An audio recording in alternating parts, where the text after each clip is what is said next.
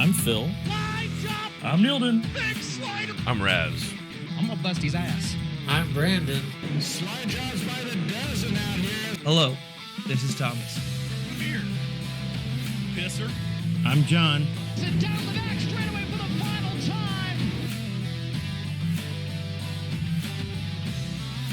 time. Ladies and gentlemen, boys and girls. This is the Dirty Slider Podcast. Sit down, buckle up, and hang on. It's about to get rough.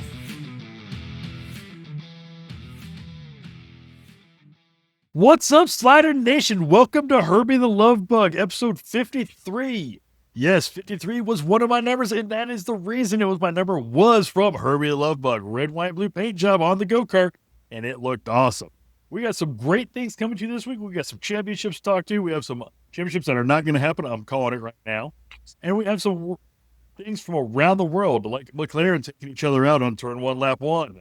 So let's get into it. Let's get into the slides, and let's talk about what happened this week in the racing around the country, because Formula One was here. I am going to start from the grass level with Mr. Rico Abreu. Not only did he win the midweek championship for high limit, he also won the full championship over Mr. Brad Sweet. Final race came down to Mr. Abreu, Mr. Pittman, and Mr. Sweet.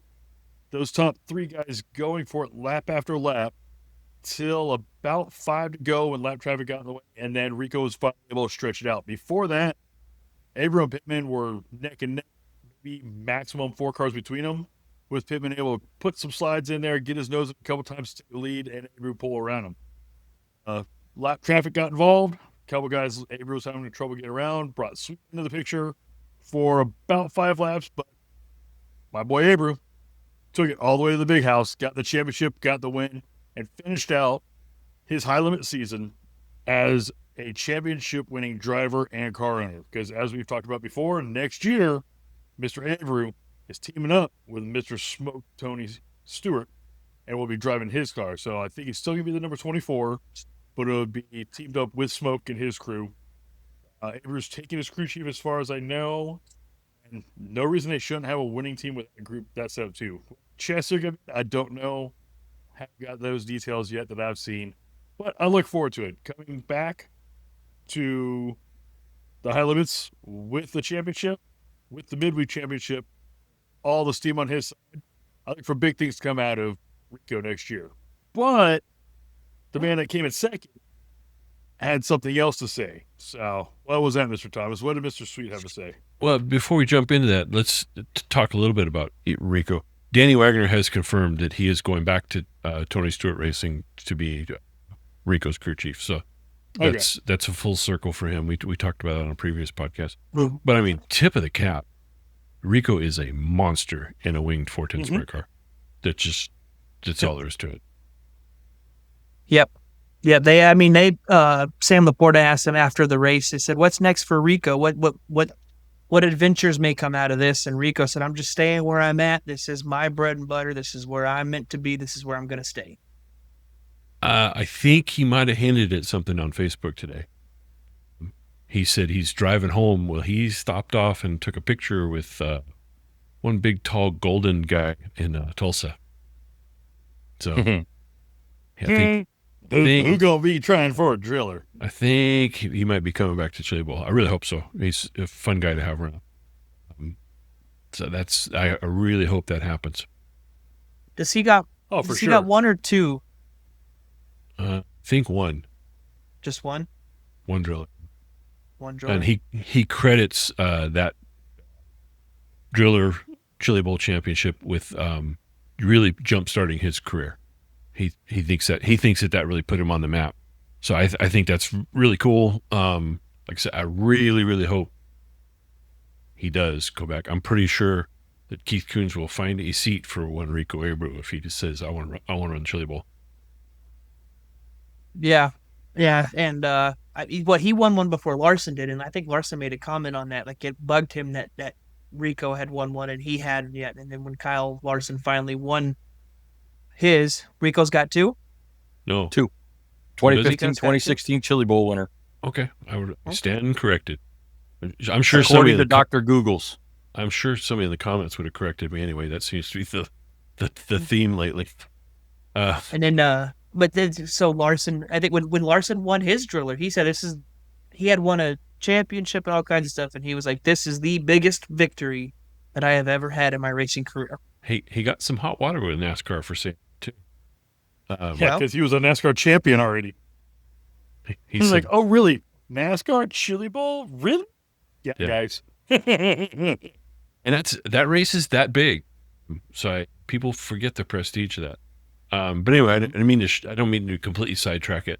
We were talking about Brad Sweet, so big news released today on Brad Sweet. Tell us all about it, Thomas. Yeah, so yesterday at the High Limit Banquet, Brad Sweet, in a very emotional statement with his daughter standing by his side, announced his retirement from full-time sprint car racing. We had touched on it earlier in other episodes about was this a possibility? Was Brad Sweet going to be done racing because he's picked up the NARC series and he's running the Chico Silver Dollar and High Limit and all that stuff? And I personally felt like no, he's still competitive. He's still got it in him. He can still go out and win. There's no reason for him to retire from full-time racing right now. Well, looking back on it, he was setting himself up for this announcement. And then if you pay attention to the KKR stories on their social media feeds, there was a lot of Brad Sweet posts going on, very emotional posts, like gearing up for the last one. Here's the season finale, being pushed off for the final time. It all makes sense leading up to this announcement. It raises a lot of questions for sure. Was he no longer going to be in a KKR ride next year? No. And did that influence him? I think it's premature. I'm going to just call it what it is. I think Brad Sweet's still got it in him. He's still competitive. He's still young enough to get it done. Obviously his decision is his decision. He's, a father with young kids now, and he's got a lot going on. But race car drivers are race car drivers. We all know. Thomas probably hasn't learned this yet, but the other three of us here will tell you that itch is still there. I'm not in a race car, but that itch is still there. I would love to be back in a race car. I can't speak for Phil because Phil, left with health issues. Your head telling you shouldn't be in a race car and your heart telling you want to be in a race car is two different things. There's a reason why I don't go to a lot of live races at local tracks, because when I get up there, it's like, I just went to New Smyrna this last year. We went one time, and I sat there and I was watching the asphalt modifieds, and I looked out there and I'm like, there's 3 of them for sale. I could go buy one, and I could go out some there. money in the bank account. I wanted to, and I'm gonna tell you all right now, there was a serious heart-to-heart conversation. Heather and I had a serious conversation about it, and she didn't say no, but she also didn't say she would support my decision if I did. Yeah, it's to answer your question, Raz. If Brad Sweet wanted to race next year, he'd have had a seat at KKR. If KCK wants to put another driver in there, there's a reason why he stepped away. That number 9 could be open for somebody else. But we also said these same things about Donnie Schatz and TSR. And then that blew up out of nowhere, and everybody was surprised. Brad Sweet is still going to run a limited schedule. I 100% believe that he is going to stay with KKR because in their press release, they said Brad Sweet is transitioning roles inside of KKR. So he's going to stay with those guys. Talking about retiring prematurely from full-time competition. Look at Darren Pittman. Darren Pittman also drove for KKR. Still goes out and competes. He was in the Kreitz 69K this week in the Interstate Batteries car at Texas and ran second both nights. I don't know if he ran second Friday. He ran second Saturday. Damn sure looked like he could do it full-time, didn't he? So you bring up a valid point. There is at least one, probably 2 seats open at KKR. The question then becomes, who goes in that seat? There are some obvious choices. I know that Casey Kane and Tanner Thorson are good friends, and I know Tanner Thorson would love to, be in a full-time 410 sprint car ride.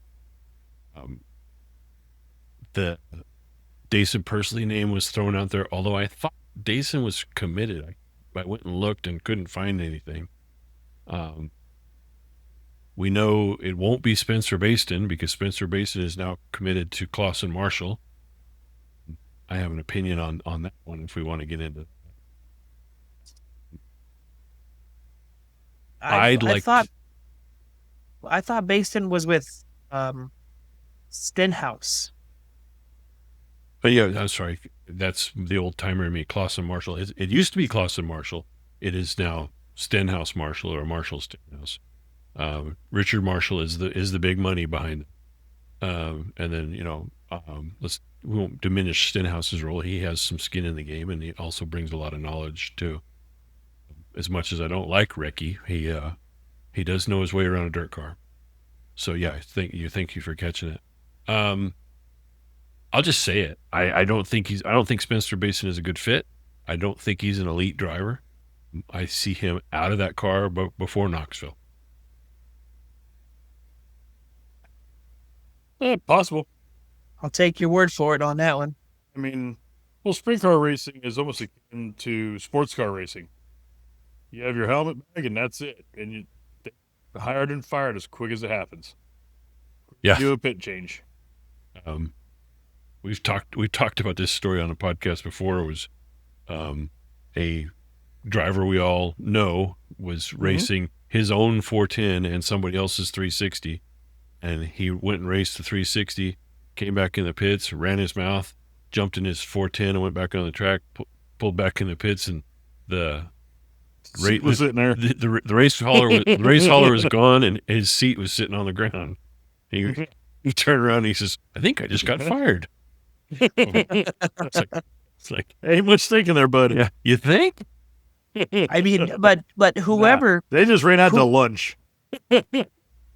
Whoever ends up getting one of those two seats over at KKR, I mean, they are going to be 100% set up for success. You look at the history of who's been through those chassis and those rides.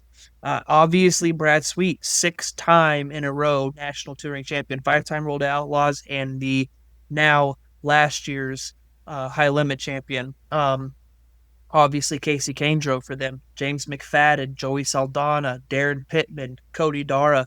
I had forgotten that Cody Dara was in that ride, and after I had refreshed my memory going through Google's looking at it, I was trying to find Cody Dara. Where did he go? What happened to him? That kid had a promising career, and I mean, I was really young when all this happened, so my follow of the series wasn't that tight, but it seems like Cody Dara had an accident and then got out of the KKR ride, and that was kind of it. He vanished. I can't really find anything else. Like his Cody Dara Facebook page still says he drives the number 4 Casey Kane car, and this has been 12 years.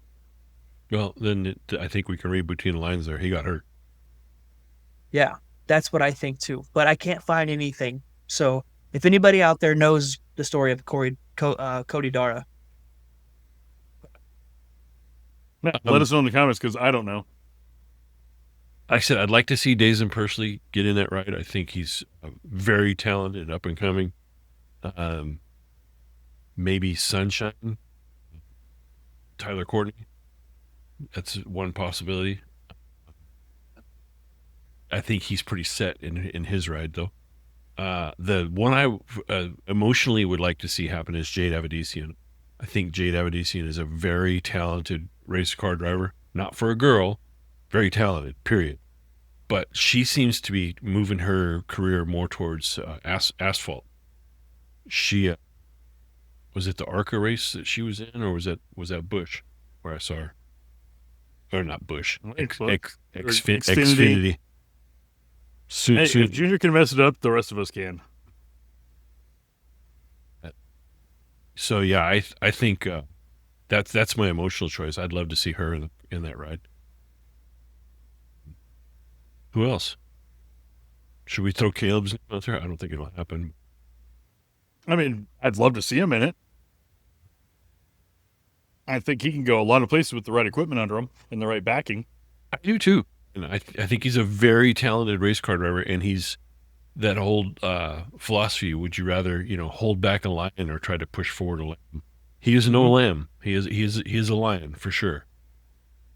But he's stepped on his dick more than once. Yeah. We all have. Yeah. And I'll do it again if I get it behind a car again. One of the things that kind of breaks the trend of what's going on with KKR is when that next guy sat in the seat with Darren Pittman, when he got in that seat, Joey Saldana was there. When Brad Sweet came in, Darren Pittman was there.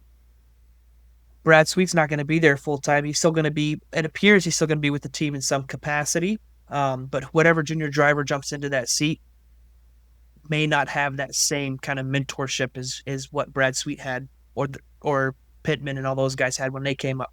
But whatever happens next, I think it's very exciting for KKR. He's going to go out and get a very talented young driver. I just had a name occur to me. It might be a good fit. Is Tanner Holmes. Tanner Holmes is a Pacific Northwest guy, and so is Casey Kane. So there might be something going there. And Tanner's got the talent. The thing that Tanner has wired, I think probably better than any driver going right now, is the social media stuff. His YouTube, his Instagram is on point. He's doing it right. I think Gravel does a decent job of it, but the problem with Gravel is his vocal style is kind of uninteresting. He's Eeyore-ish a little bit when he talks. Tanner Holmes is not. Tanner Holmes is a high energy guy. He said brings a lot. Mm-hmm. In 2025, your social media presence does matter. Yes. Well, there's a certain female that was in Cup and then went to Indy, and a lot of that was because of her social media. I think you got the roles reversed, bud. Was Indy then Cup? Yeah, she was Indy Cup and then back to Indy. You guys are thinking Danica. You're thinking Danica Patrick. You're thinking somebody old. I know who he's talking about. And starts with Haley and ends with Deegan. Yeah. Oh, yeah. Oh. I think Danica Patrick was a talented driver. Not as talented as the hype was. I mean, there was so much hype around her, and her talent level didn't match it. And I think Haley Deegan does not have the equivalent talent. I don't think she's a very talented race car driver, to be honest with you. She's not as bad as Natalie Decker, but, Natalie still has a ride. Well, did Natalie lose her ride? Well, she got knocked up or pregnant, whatever you want to put it. So she was out while she was, not going to get in a truck while you're, pregnant. Doesn't really never go good for the baby. And the seatbelts fit all weird with that belly. You could talk to Leah Pruitt about that one too. She got out for the year, 2 years. Yeah, I don't think you're going to pull. I don't think you're going to pull 6 Gs with carrying a fetus. Yeah. Well, you could. Well, it's more diesel. It's more G on diesel. Right. You might pop that kid out right so you might have a premature delivery. Look, shoot. Down the chute. Due dates next week, boys. Let's get this over with. Just bang the chutes. Down there in the footwell. Yeah. So nothing against Nelly for taking the time off for that, but you and me met her at Paris. I wasn't impressed there, and I haven't been impressed with anything she's done on the track. If it wasn't for her being a female, I don't think we'd ever know her name. Kevin Hamlin has an opinion about her. I'll tell you that. Let's get out of here. I love that audio. I don't know how many fucking times I have to say inside before she doesn't come down across somebody's nose. Yeah. Yep. So, with her, I don't think if she wasn't a female, I don't think we'd know her name. Well, I wouldn't go even farther than that. If she wasn't a female and she wasn't attractive. Because trust me, she was cute. Still is. But I think her looks and her social media presence got her a lot of opportunities. A lot of opportunity, for sure. And the same with Haley Deegan. She got by on the Deegan name for a long time. I think that train has run its course. I think if she went back to off-road, she could do well again. I don't think she has the knack for the finesse it takes. She's in gonna break more Indy trucks. Well, they all break them. Well, she's gonna be. I don't think she'll finish. She'll finish any races. She'll be a fabricator's best job security. Well, she was only running the short course stuff, right? She wasn't doing any desert racing, right? Yeah. She wasn't doing score, and that I know of. She wasn't doing the long distance off road that I know of. She could have done one or two here or there. I don't think she has. So- I don't think she has the endurance or the ability to keep a truck together to run 1,000 miles. I mean, one of the best female drivers that undisputable right now is Sarah Price, and I wouldn't put her in a cup car. That's not her forte. I mean, Sarah's won Dakar. She's won here stateside on distance off road. She's dating Ricky Braybeck, who we know he's a fucking wheelman behind on two wheels. She just picked up a sponsor for Dakar this year with Mercedes, I think. And she's a hell of a wheel girl. But that's her forte is dirt, not asphalt, and not lightweight, high grip, high download, et cetera, et cetera. And we're going pretty far afield, but I think that was Danica Yeah. Patrick's downfall. She didn't have the upper body strength to manhandle a car, and it sounds very sexist, but I mean, she was 5 foot tall, maybe 90 pounds. If you had a dude that size, he'd have a tough time, muscle in a car. So she did okay on the ovals and did really okay on the super speedways, but when it came time for a short track where you really got to muscle the car around the corners, or a road course where you flat have to, throw the thing around, she just couldn't get it. Which I think is actually a little surprising because Indy has no power steering. Yeah, but those cars are 1,400 pounds, something like that. I was still with the G load on it. I mean, that wheel's got to be freaking heavy. I don't know. I've never driven one. I couldn't fit in the cockpit on a bet.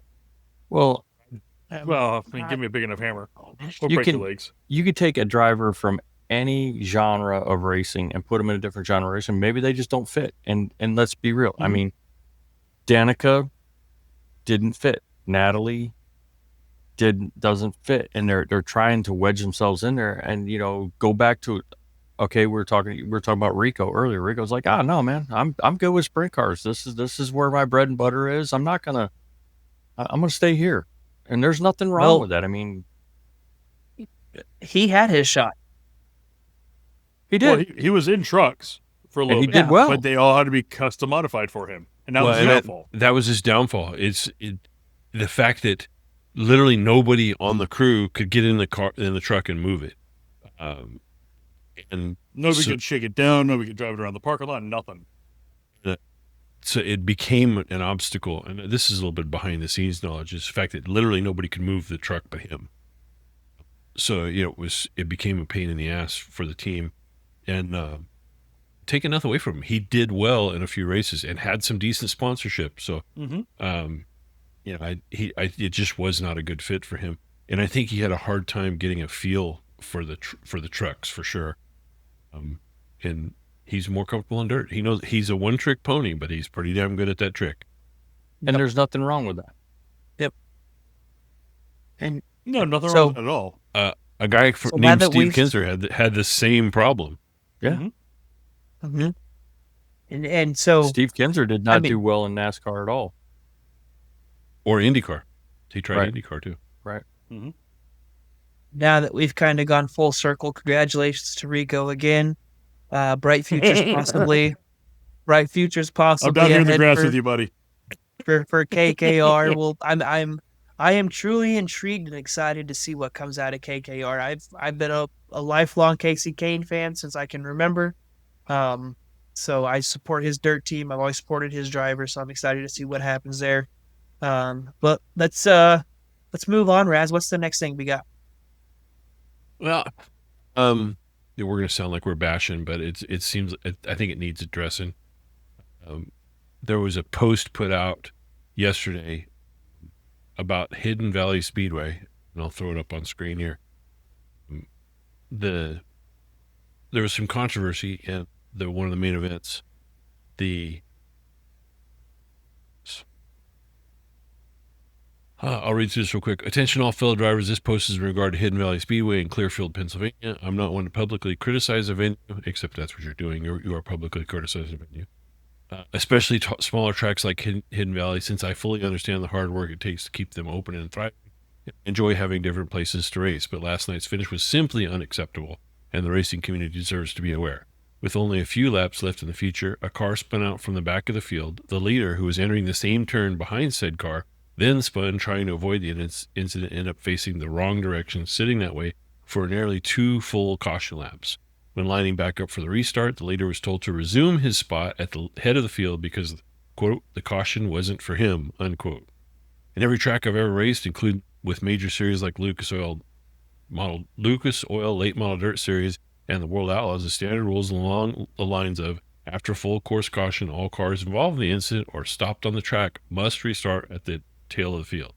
My issue is not with the driver who was leading by any means. It was clear he was the car to beat. The issue is fairness and with the track's response to the incident. At no point during the drivers' meeting was we advised that any driver who spins or stops on the track could simply be returned to his original position above cars who weren't involved.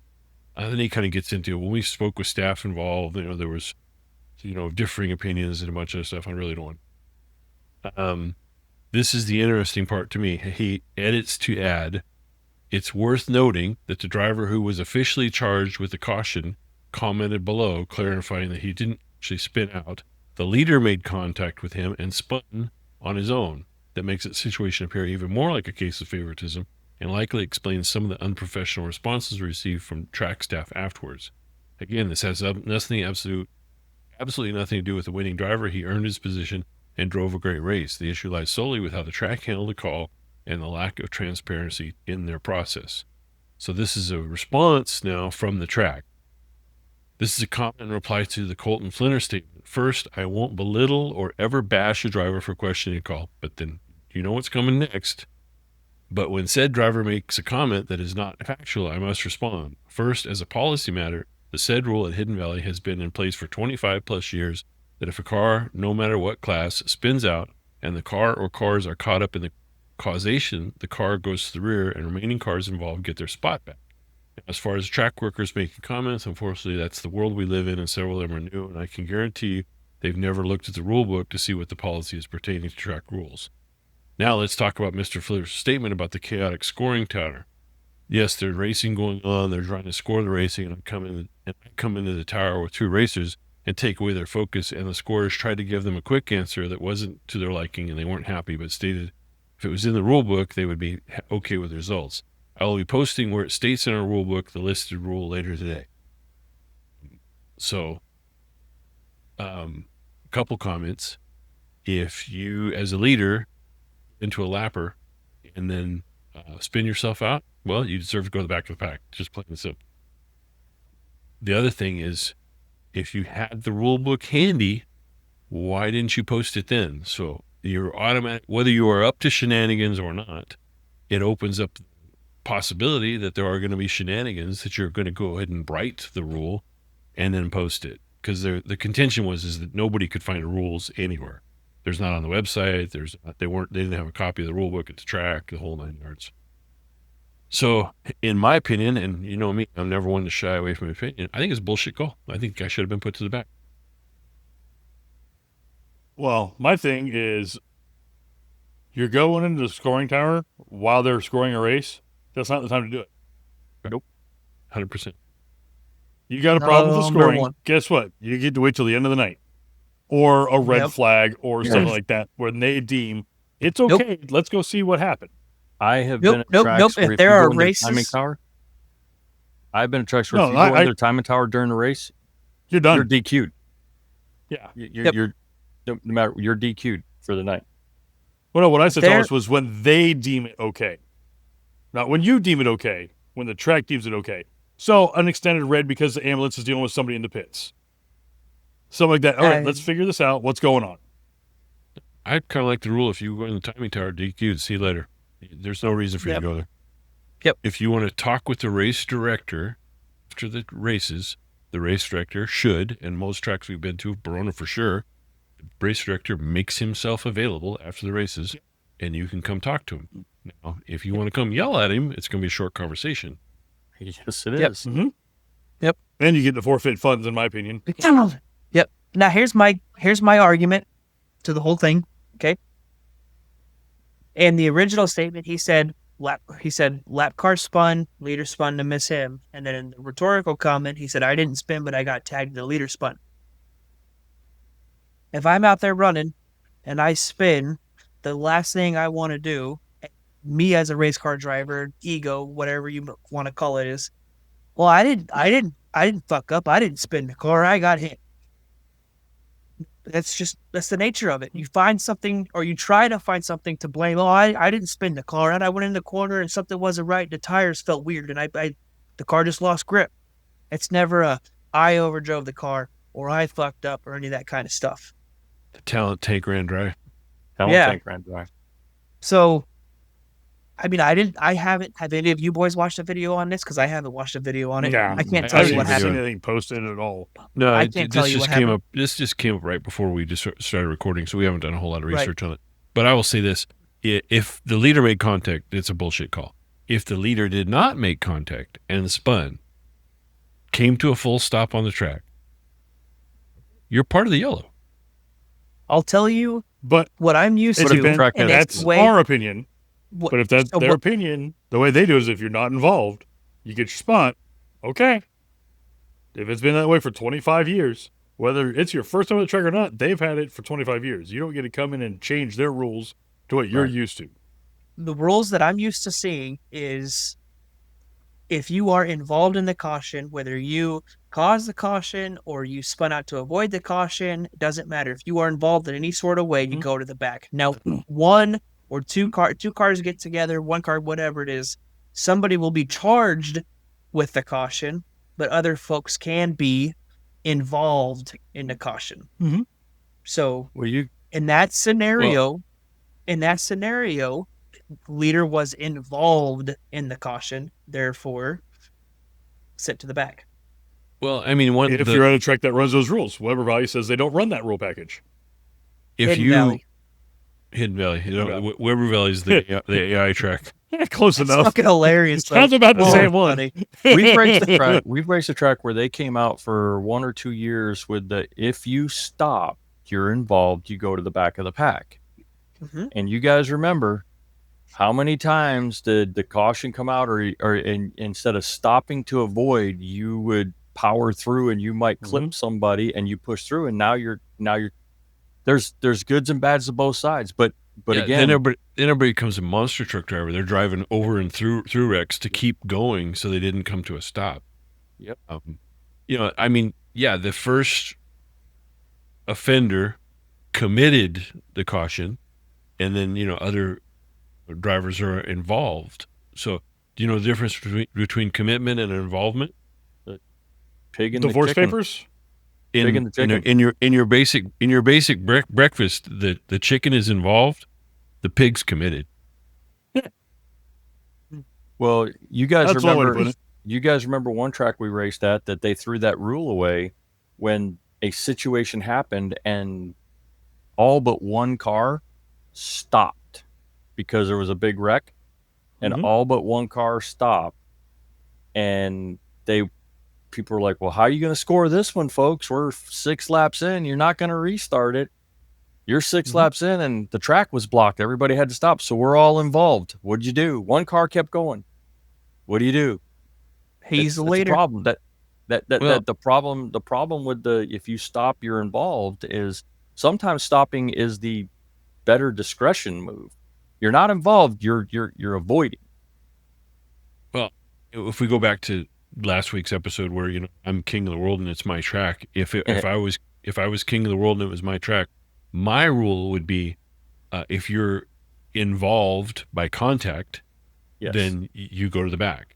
If you spun to avoid or stopped to avoid, I'm going to give you your spot back, because I would rather have a driver willing to spin himself or stop himself to avoid the wreck rather than monster truck through it, possibly causing more mayhem and maybe hurting somebody. But now that brings a judgment call in through the whoever's calling that race, race director or whoever, that you now have to make that judgment call. Was he involved, or did he stop to avoid or spin to avoid? Okay, that's so where you based gotta know on your You got to have a good I'm quality the- track crew too.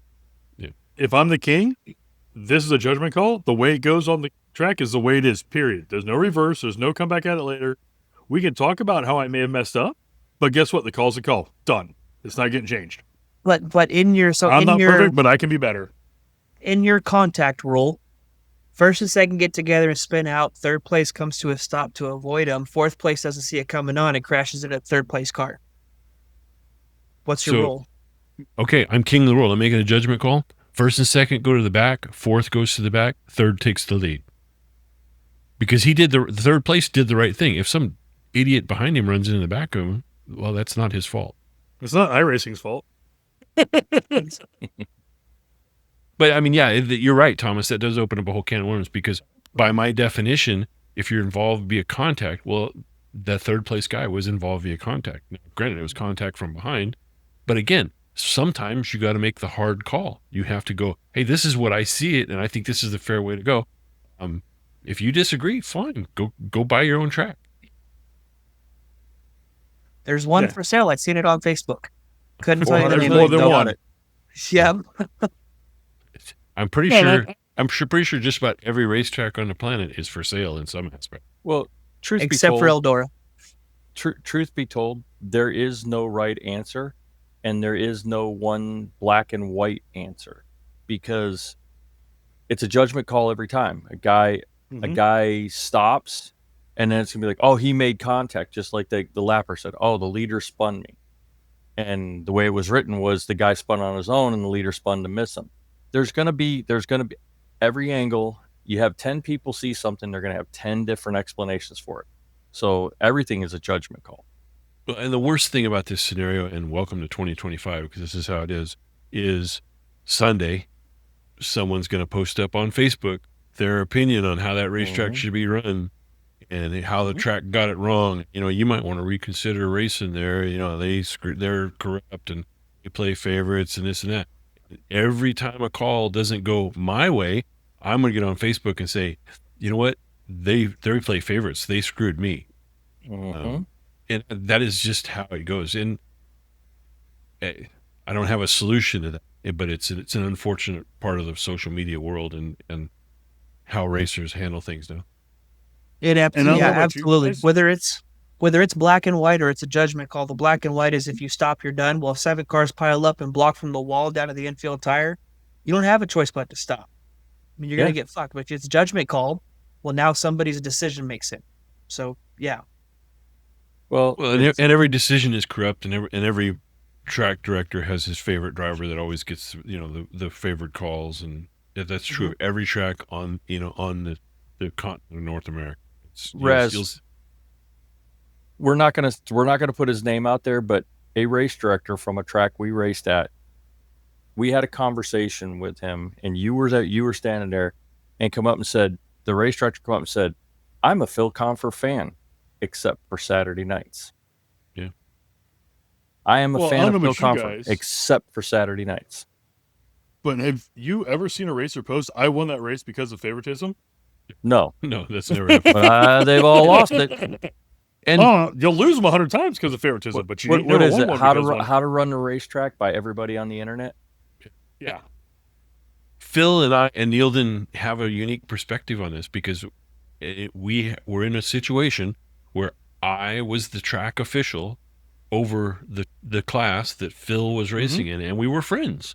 And I'm a man of integrity, and so is Phil. And we worked really hard to make sure there was never any kind of favoritism or special favors. And I still got accused. Still got blamed. no, Raz, I'm in Well, the that night I position won. right now with Eric running the track, right? Because me, Steven, and his boy Chris. I'll tell you this right now: is if there is a judgment call to be made in favor or not in favor of us, 99 out of 100, it will not go in favor of us. Well, Yeah. and That's the lump you take being associated with the race director, in my opinion. That's the way it should be. And I know it. And I It sucks to accept be it you, and I but know guess it. what? Yep. I mean, Phil even offered for me to disqualify him just to prove a point. like, I did. We're not I gonna- looked at him. I said, "We finish in a not on a win. Don't take the win away, but we finish in a tech position. Just come up with some bullshit reason to DQ us. It could be something as simple as I got into an argument with the track official and you're DQ'd. You're out. You're done for tonight." I can hold my head up high during that period where I was the decision maker and stand by every decision that I made. There are some decisions I got wrong. We could even talk about a couple of decisions that I 100% got wrong. But Tire I got them wrong. saucing. I got them wrong because I got them wrong, and not because there was any kind of conspiracy or anything like that. I just blew the call. And if I had it to go back and do it again, I would do it differently. But that's called wisdom, and it's called experience. There was no conspiracy or RICO Act or anything like that where we were trying to conspire against a certain group of racers. Although I definitely got accused of that. Well, it's like the night there was a guy that pulled over to tech, and you admit it, and I'm because it's a fact that happened. You went over and you checked the durometer on his tires, and he was illegal, and you made the comment of, "Hey, dude, don't come back here with those again because you will be DQ'd." And per the rule book we ran under, you could have DQ'd him. And you and I had an in-depth conversation, and you were like, "Yeah, you're right. I probably should have DQ'd him because he showed up to tech, even though he was the provisional in case somebody got DQ'd, then he would roll through." I still checked it, and I could have DQ'd him, and should have DQ'd him. I should have Because DQ'd him. Yeah, and you said yourself that you personally think that tire saucing is a capital crime in racing. It's one of the worst offenses you can do, as far as I'm concerned, because you're just blatantly cheating. That said, we got caught tire saucing at Chili Bowl this year. Oh, I say no. We never sauced our tires. We got accused of it because you put Saran wrap on your tires to protect your wife's toy hauler's floor. That was fun. That was fun. Dude, we psyops played year. that one up so big. After that, I was like, "Why you got Saran wrap on her? Sauce our tires. Saw Walk some away." tires. Who was it? Oh, it was Little Dodd. Why you got your tires wrapped up? We're saucing them. We What? sauced them. And it went around those pits like wildfire. Oh my god! It was like Before we got what- unloaded. Why you got your tires wrapped? Oh, we sauced them and just kept right on walking. It's like we didn't even miss a stride. It just kept Yeah. right on walking. And I looked over at you and I'm like, "Yeah, this is gonna be a shit show now." This is gonna be fun. And coincidentally, they durometered tires that night, didn't they? Yeah, what a coincidence. And we Coincidence, huh? passed. I wonder why. So the next thing I want to talk about is an even bigger travesty than saucing tires, as far as I'm Uh-oh. concerned. This is Sword fight. This is a crime against humanity. I think it should be a capital offense. You should be hung on your toes for this right here. Yeah. Waiting. That is That where I swords crazy. up? I fucking love it. So that is obviously a very exaggerated view of a real race car. That is not That's not photoshopping. exaggerated. That's a true view. Well, he's got his front wheels turned, so it makes it look worse than it really is. A couple things stand out to me. I don't ever recall seeing a late model with their rear tires sticking out that far. They're not any rear. time. They're not tires. Those are pit mats leaned up against the car. Oh, okay. Just leaned up there. The front tires, and the rear tires, those are pit mats. Okay. There's one laying on the ground. Mm-hmm. The left front's laying on the ground. Stand corrected. But that is a twisted sister. And I love it. I love it. I love it. I Let the innovation run. think it's hideous. You can think it's ugly as heck, but let the innovation run. I'm tired of trying to make every car the same. Taking innovation out and getting on people when it's supposed to be an open class. Let it be an effing open class. How can So, you? If How it's can not you dangerous, Look, leave it the F alone. how can you look at that Dale Blaney car with that wing skewed all the way over and those through rod shocks and all that shit going on and say I love it, but then you look at a late model that's got a little bit twisted body and you're like, no. Okay. No, bad. Here's my counterpoint to that. Okay. Bring it. It's two I'm on gonna show one. you- It fills I'm in gonna the show you- peanut gallery. Oh no, Phil's got an opinion. I'm just letting you guys talk. So that is an Australian super sedan. It's basically their dirt late model. Uh huh. That looks like a real car. It does not look like a flying doorstop. Obviously, it's a different angle. We can't see if that body has a bunch of skew in it, but I bet it doesn't. But it looks so much better, in my opinion. And I think that car, that style of car, will show up and attract more fans than a flying doorstop will. And then I'm going to share one more picture that another Australian super sedan that will also illustrate my point. The thing is that the problem with racing in general, when I think it was a problem in NASCAR and it's a problem in a bunch of other series, is that the cars aren't relatable. Look, is that not a sexy race car? Now, Waiting.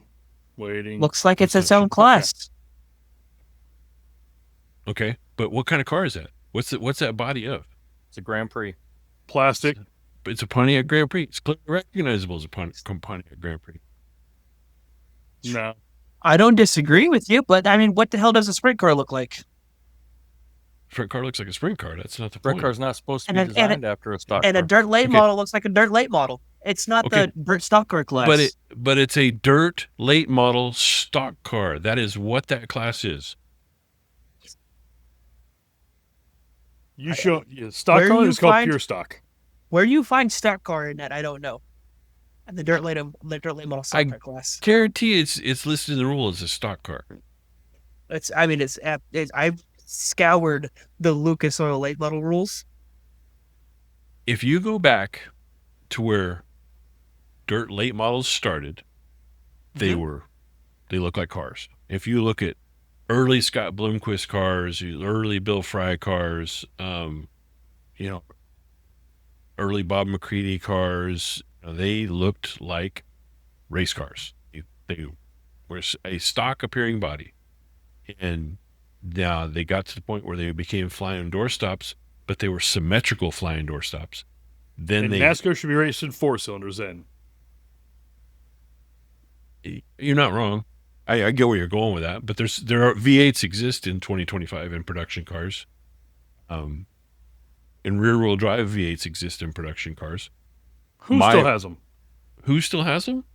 Every single Ford doesn't have anything in a sedan that's rear-wheel drive. Excuse me, the Mustang's not rear-wheel drive? Nah, that's not a sedan. It's a sports car. It's a coupe. But okay, it's a coupe. But they make a V8 rear-wheel drive Mustang. They make a V8 rear-wheel drive Mopar. They make a V8 rear-wheel drive Chevy. The only manufacturer that does not have a V8 rear-wheel drive is Toyota. Who's kicking everyone's ass? Look, it's the progression of racing. As racing progresses and we get better and we figure out stuff and we find the tips and the tricks and the trades, and then everybody picks up on it and whatnot. Now what we're doing is we are creating another class, not the class that's being innovative, because that's going to stay that class. But okay, now these guys are getting to here. Now let's slice it off. Boom. Now we're going to. I couldn't tell you the rules on the 602 or the 604 crate late model class. Maybe those bodies are skewed. Maybe they keep those ones straight. I don't think they keep them straight because you watch the joiners bounce motors in and out between their super late models. But now you're starting to create steel block classes or whatever, and you're just creating another junior class. Let those big dogs, the guys that want to spend the money, the guys that have the ability and the knowledge and the technology to do it, let them run. Let's see how far we can take this thing. What model car does Jonathan Davenport drive? Longhorn. No, that's the chassis. Yeah. It's Chevy based motor. What model is an Indy car? Okay, but the Indy car, going back to the beginning of Indianapolis, they were never based on production cars. They were purpose-built race cars from the first time they ran the Indy 500 in 1908. Let these guys run until they physically cannot transport them anymore because they're so damn figurated and skewed. Like they're already at a point where they got to take doors and quarters and bars out of the car to fit it in the trailer because it's so skewed. I'm okay with that. Let this class run. They are the top dog of closed fender dirt track racing. Okay, but if you squared up the body and made them all have a stock appearing nose piece, would they be any less of a top dog? They wouldn't be near as fun to watch. I think the late models. Go ahead. Were they fun to watch 10 years ago? Because 10 years ago they had stock appearing noses on them, and they were pretty much squared up. But as these things, see, the biggest problem I have is as they advance, dirt late models still stay competitive. There's still a lot of racing going on and all that stuff. But as the sprint cars seem to elevate and they're adding stuff to the cars or wicker bills or whatever, that kind of stuff, now the aerodynamics is way more affected on the sprint cars than it is the late models. The late models have found a way to keep the shit competitive, where sprint cars, it seems like it's getting less and less competitive. If you can start out front, you're likely going to win. Well, that's because of the wing wash on sprint cars. There's so much wing wash that the car behind any other car, even if it's a lapper, it drastically affects their handling because they're not getting clean air on the wings. I mean, so why can't they find a way to get? Why can't they let the teams, like, hey boys, this is a fucking problem. Go figure out how to fix it. Well, part of the problem with sprint cars today is, and Neilden, being our local aviation expert, will tell you this: a wing that's set at that angle is not a wing. It is not achieving any kind of aerodynamic downforce. It's what it is basically it's in a full stall. If it were an airplane wing, it's in a full stall, and all it's really doing is when you throw it sideways, you're dumping air off the wing and freeing the car up. I would say at a wing at that angle, it's creating all of the downforce. No, it's creating not downforce, it's creating drag. But it keeps those rear tires plated. I mean, you take a 410 sprint car and you put a wing on it, and it's going to run 2 seconds faster than a non-wing. Okay, but if you stood that wing straight up, it's going to create the same amount of rear traction because it's the drag is pivoting the weight back to the rear tires. Whereas if you had a true airfoil that's doing an aerodynamic downforce, then it's going to be nearly flat or even a little bit pitched up, and it's going to aerodynamically glue that car to the track. You stand it straight up, you're going to pick the tires up worse than you do a non-wing. But I'm saying it's not through aerodynamic; it's through drag. It's creating drag, which is pivoting your weight, for lack of a better term, onto the rear wheels. But drag creates, what's the word? Downforce creates drag. Downforce creates drag, but drag does not create downforce. But drag creates, if downforce creates drag, but drag does not create downforce. Drag is resistance. So if resistance is being added to a car, why is it faster? Because that resistance is loading the rear tires. That's my point. It is aerodynamic because it is loading the tires and it is keeping the car glued to the track. Yes, the wing cars can still pick the tires up. Yes, they can, but you will not see a 410 stand them up like a non-wing. Right. But it's saying is, okay, it might be aerodynamics, but it's not clean aerodynamics. It's not, like I said, if it was a plane, it wouldn't fly. If you turn that car upside down with those wing angles, it would not fly. I don't care how fast you got the thing going. I mean, flying on the ground versus flying in the air, I don't know. I don't have an argument for that one, but it's still, let them boys figure it out. Let them boys have fun. Don't put rules on them. Well, I mean, we've had the conversation before where there needs to be unlimited classes in every form of racing. And the thing is that there are none. There is no such thing as an unlimited class. Not anymore. F1 is not unlimited. Top Fuel is not unlimited. Funny Car is not unlimited. I'd say there's still one. Trophy Truck. Trophy Truck is unlimited. The only thing you have to do, the only rule for performance you have to have is if you're running a Ford body, you got to have a Ford motor. Chevy body. I don't think they have that anymore. They've got No, because they're all fiberglass body now. That was back in the day. Now it's whatever. If it was tagged as before, it used to be if it was tagged as a certain manufacturer, you had to run that power plant.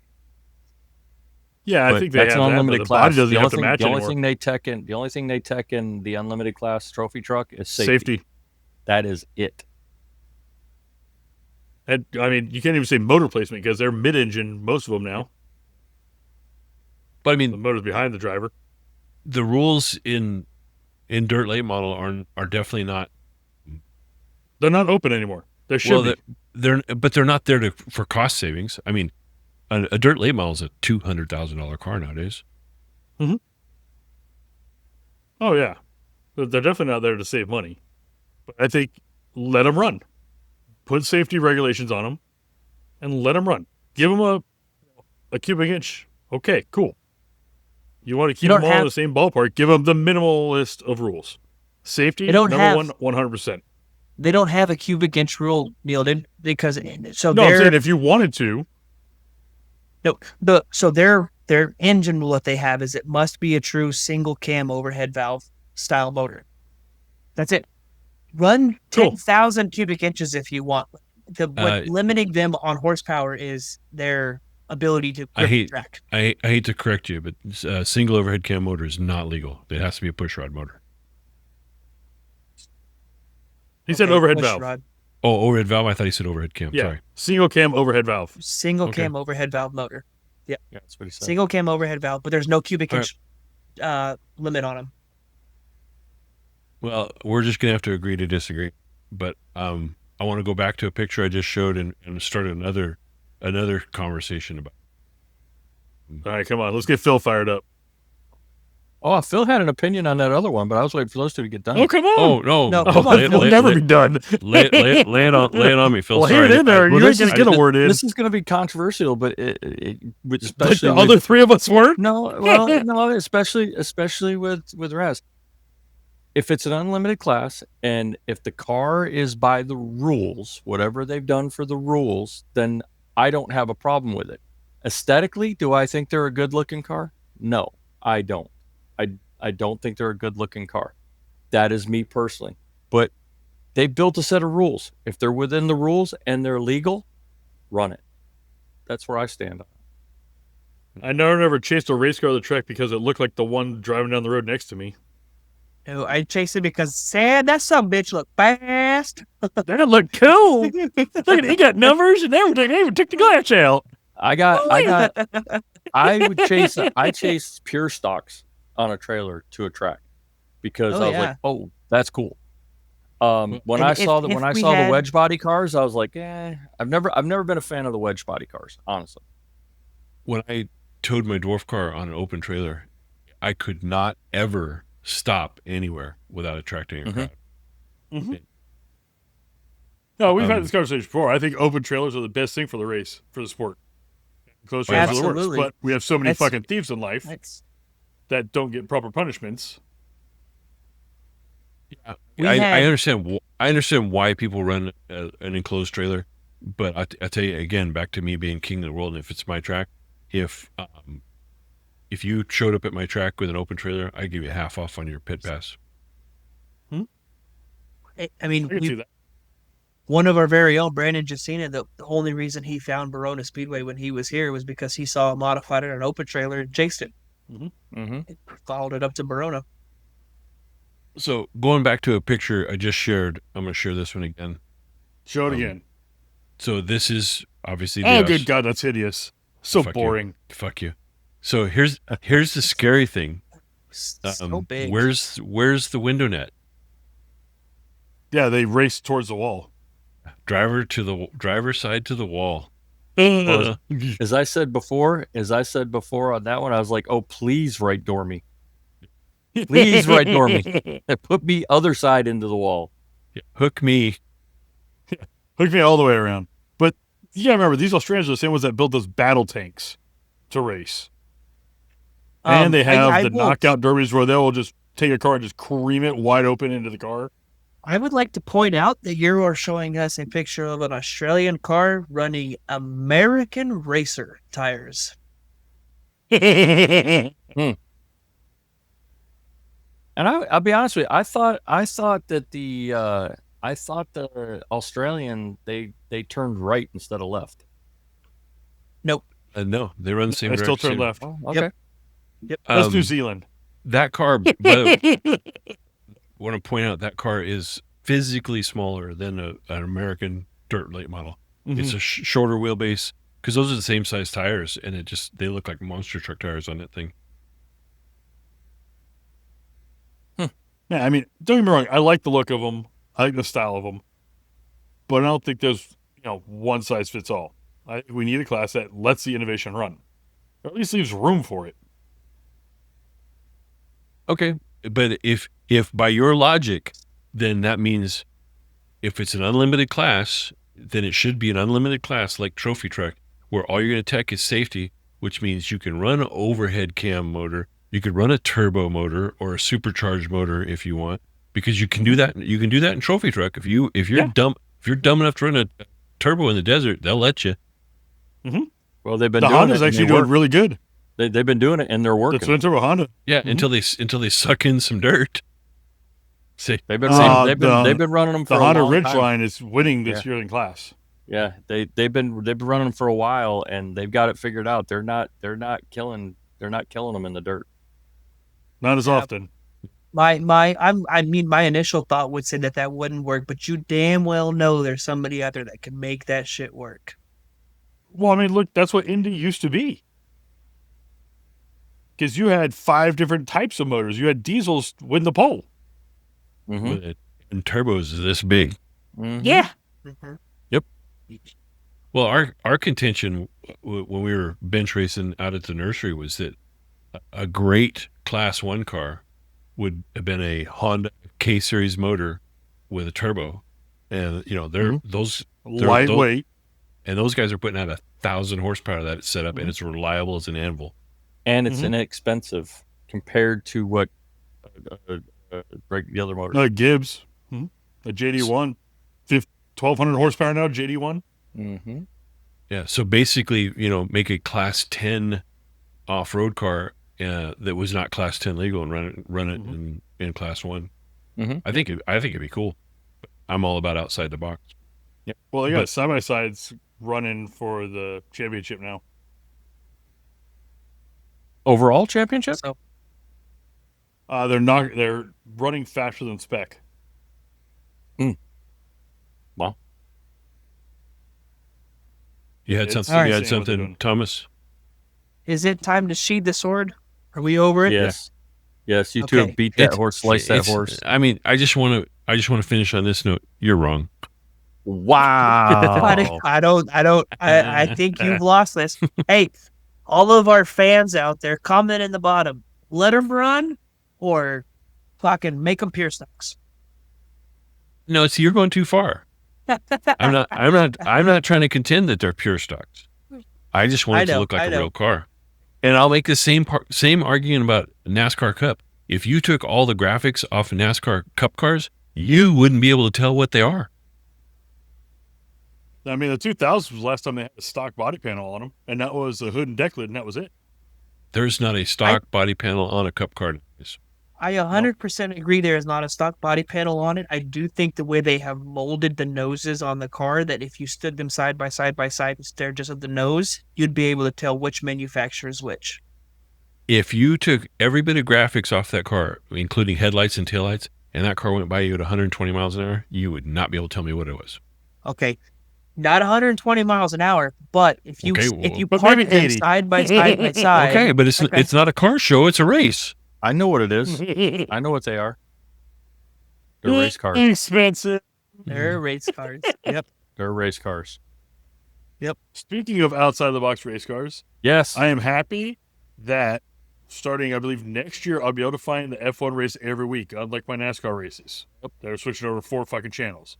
Apple TV is going to have all the F1 races for 5 years. Jeez, I wonder what that I don't have cost. to pay for it anymore. A bunch. I bet it starts with a B.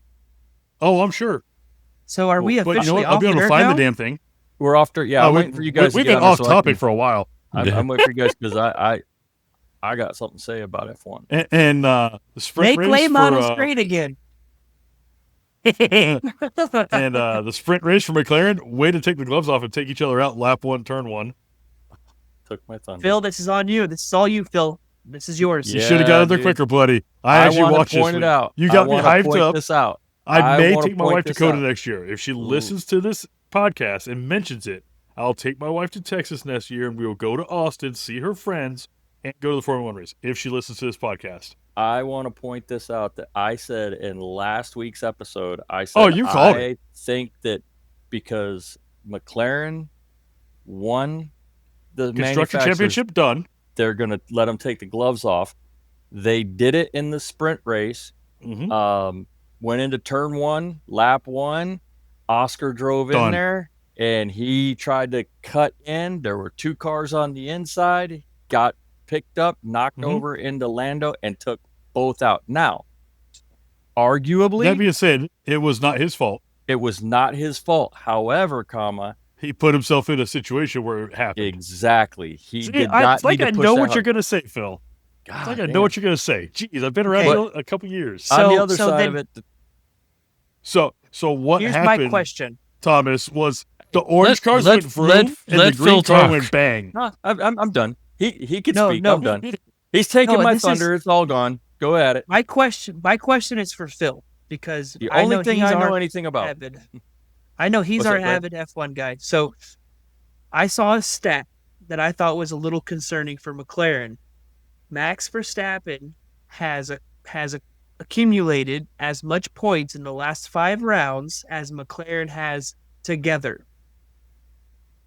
Is there a cause for concern for McLaren winning the drivers' championship? Does Verstappen have a chance to take it away? Yes, absolutely. He has brought it now where he is mathematically with 5 races left to go, I think it is now. He is mathematically absolutely in the hunt. However, I think that today, after yesterday's race at Coda, I think that today there was my prediction now is that McLaren has gone in and said, do not do anything at this point to jeopardize our championship. It is going to be either Oscar or Lando. One of the 2 of you will win the championship.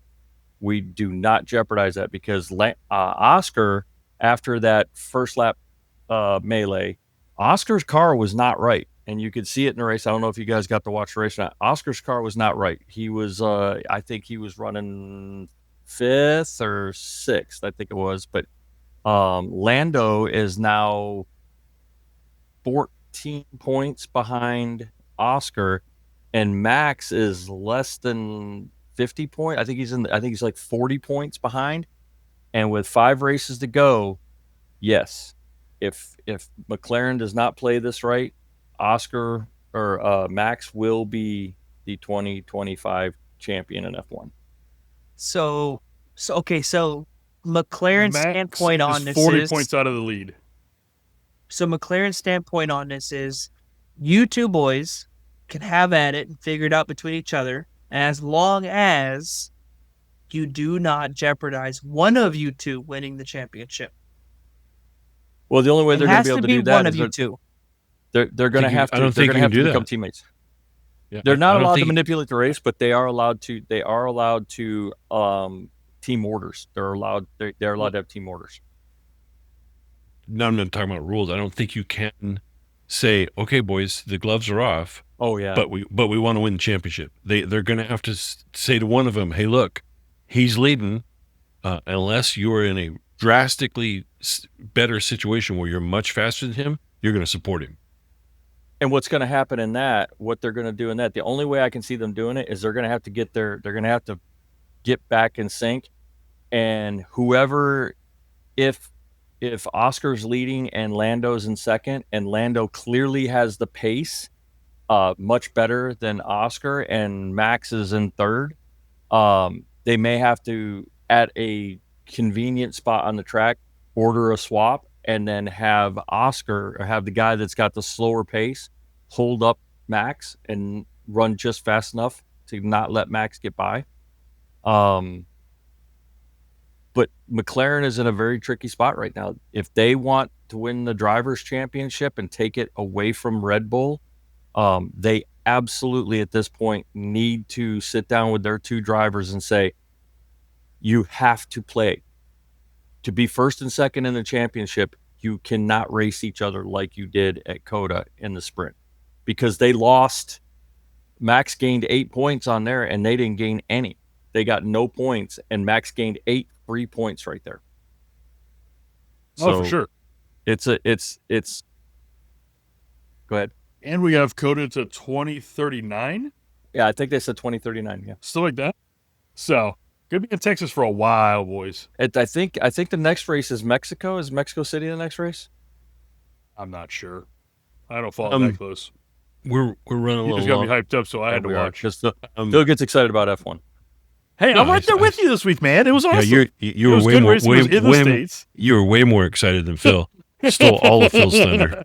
I know shit, man. Just I know. One thing- But at least he's wearing a good shirt this week. I know. Thomas has a topic he wants to discuss, but before he gets into that, I want to hit NASCAR just real quick. Austin Hill Denny got Hamlin's not going to win a championship. Don't jump ahead of me like you did with Phil. he already did. Austin Hill got accused of doing a vile gesture towards fans in his victory celebration. He flipped him off. And you know what? They were booing him, and I don't think it's I don't think it's vile. Now, Who I called think- it vile? Some reporters. Some I forget. nobody. I mean, Here's the Some thing. leftist. I don't like Austin Hill. I don't respect Austin Hill. He's a bully. But you know what? If he wants to flip off the fans that are booing him, more power to him. I don't give a shit.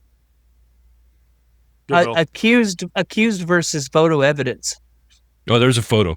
I saw it. Yeah. All right, so here's what's going to happen there, and if it is bad enough and it is egregious enough, his sponsors will hit him in the checkbook. We're not going to sponsor the guy. We don't like the way he treats his fans. We don't like the way he is with the fans, and that jeopardizes us. It's gonna play out. If it's bad enough, it'll play out. I think he's racing for the right owner. Richard Childress probably doesn't give a shit. Hold my watch. Yeah, but what I'm saying is where it's going to hurt him is if it's going to be that bad, sponsors will walk away from it. If you do something that's bad enough, your sponsor's going to walk away. And then moving on to Cup, in the immortal words of Ozzy Osbourne from Black Sabbath, that's Denny Hamlin starting his choke routine. Well, it's unfortunate him because if one Penske car gets in, basically everyone else is racing for second at Phoenix. And we've Yeah, said but before, both they of them need to move boys- the race around. But both Yeah, of them but- boys are in a must-win going into Martinsville. Logano but did. it only takes one of them. Logano didn't do worth a damn at Talladega. Blaney had some tough luck. Well, Talladega's do one of these, and that's it. That's all you can do. Talladega The guy- is a crapshoot. The guy who almost pulled off the win there was Bubba Wallace. As did? much as I like Daytona and Talladega, they should be 50 miles. Just make it a sprint race. They tear up just as much shit. Why do we need to wait 4 hours for them to tear it up? I'm going to make my prediction right now. You can engrave the name on the trophy. Kyle Larson. If I he hope wouldn't so. have ran out of gas at Talladega, Hendrick would have won that race. He had a chance. He had a damn good chance. He's getting hot at the right time. Well, I'll be there to see whoever does this year. I'll be there again. I don't know who's going with me, but I'll be there. I already paid for the tickets. How many tickets you got? 3, possibly 4. Okay, we'll talk offline. Thomas, go with what you got. All right, so close this thing out here. Lucas Oil Championship weekend at Eldora. All right, 2 well, nights thanks of for racing. coming, guys. We're going to see you later. Vile gesture to Neil and Rowdy Miller. So Thank Close God it you out, don't know my Eldora. middle name. Friday night heat races, qualifying and heat races Friday night. Main event on Saturday. The main event was rolled up an hour because of rain coming in. And if you recall 2 weeks or last week, whatever it was, 2 weeks ago, last week, I said Hudson O'Neal, which was a known fact, he's out of it. Davenport has to have a miracle happen because he's 100 points back. So it's between Ricky and Devin Moran, and Ricky's not that good at Eldora, and I called Devin Moran winning it, and wouldn't you know it, Devin Moran ran a solid race, was top 3 for the whole race, just did his thing, didn't put the car in a jeopardizing position to ruin those chances. Ricky was trailing the whole time, and he knew it, and he had to get up on it, and he did everything he could. Put that sucker up in the wall, collected Davenport in it, and then at that point, it was basically just hand in a breadbasket to Devin Moran. So Devin Moran goes on and wins his first Lucas Oil Late Model Championship. Congratulations to him. Hats off to Ricky because he drove the piss out of that car, towed it out 16 inches. I mean, left front's here and right front's like, okay, let's go this way. And he tried to run that thing for a handful of laps, pulled it in. It kind of felt like a cup race. Like he sat there in the pits, they went green, they repaired the car. He's 14 laps down, and they sent him back out on the track, and he kept going. It was kind of funny, but And congratulations. Tyler Erb absolutely tacoed that race car. Oh, man. Okay, so Max Blair and Tyler Erb on Friday in the heat race. So Max Blair goes from the wall, outside wall, to the inside wall, across the start-finish line, right on top of Tyler Erb. The one dude, the one guy you don't want to park your car in front of pulling a move like that, and he did it. And Tyler Erb showed him why you don't pull that move on me. Drove that bitch straight through the ass and all the way up to the wall, totaled both the cars. They got out of the car, stood on top of the deck, yelled at each other, said, fuck you, no, fuck you. And then they didn't race on Saturday, neither one of them. So, I mean, Thomas, checkered flag I or the have- steering wheel. Thomas, I have a question for you. Yes, sir.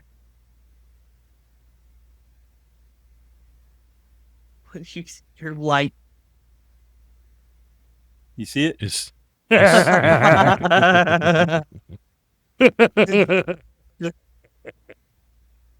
yeah. Comment below if you know what that's in reference to, because we're not going to tell you. Nope. All right. Like, comment, subscribe, please. We would love the support that you're giving us, but we could use a little more. Find us on Patreon at Dirty Sliders Podcast. X, we're dirty.sliders. Instagram, we're dirty_sliders. What am I missing? We're Dirty Sliders on Facebook. Patreon. I'd already hit Patreon. Mm-hmm. Okay. Sorry, John, I blew it. But thanks for listening, and good night, everybody. Night, y'all. Good night, y'all.